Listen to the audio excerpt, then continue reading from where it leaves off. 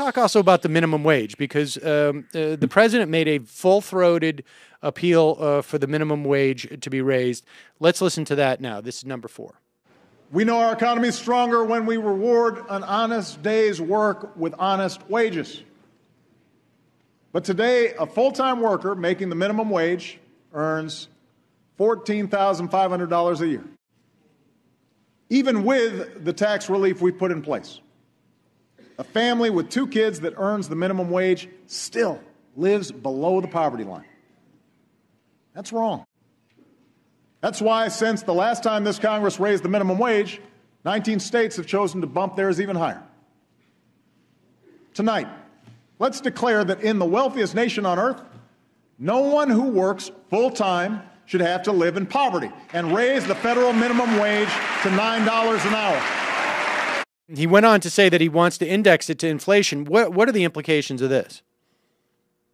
I mean, this is huge. I mean, first, again, this is where the bully pulpit matters so much. I mean, he's educating the nation on this stuff. I mean, how many people have actually made an argument for the minimum wage in the last 10 years in a way that broke through? I just inherent in him making that argument, I think, creates a new environment for minimum wage fights on the state level, which some great progressives on state level are actually pushing, and for the prospect of national legislation. I think that was the most important thing.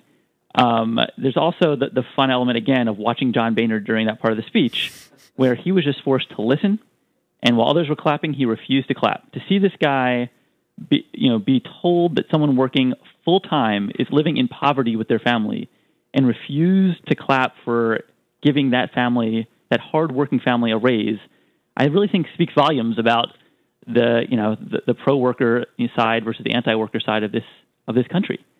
So it's really meaningful. And again, I think progressives like us, who have been rightly critical of this president in the past and are no yes men, really want to nod our heads and applaud and say yes to this speech. And if only that Social Security thing were more tight and he took benefit cuts off the table, we could just be ebullient at the entire thing. But things like this, I think, do us proud and really set up a great environment for issue fights to come. Yeah, and I want to talk about that, because I want to talk about the campaign that you guys are running in Kentucky.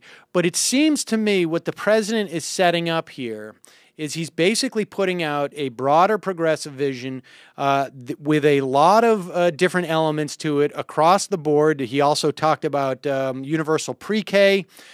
He's talked about immigration. It seems to me that he is really focused on trying to set up, in a way that we haven't seen him do in the past, these midterm elections, because there's a lot of stuff there. If you're running for Congress against one of those Republicans, there's a lot of stuff for you to work with now. No, absolutely.